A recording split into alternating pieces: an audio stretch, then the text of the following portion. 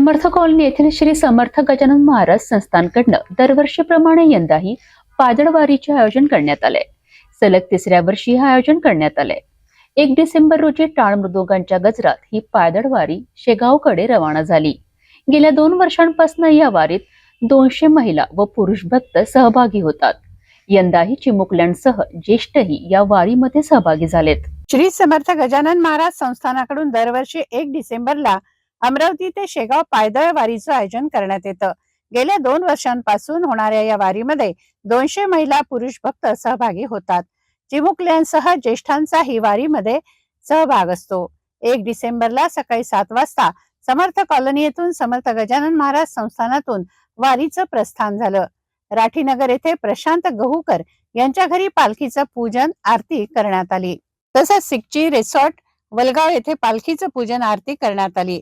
दीपक गुडदे खारतळेगाव यांच्या शेतात गुडदे परिवाराच्या वतीनं स्नेहभोजनाची व्यवस्था करण्यात आली। त्यांच्या शेतात अतिशय सुंदर सजावट करण्यात आली होती। पारंपरिक वाद्य बैलबंडीसह सजावट करण्यात आली। टाळ मृदंगाच्या गजरात भक्तांनी ताल धरला।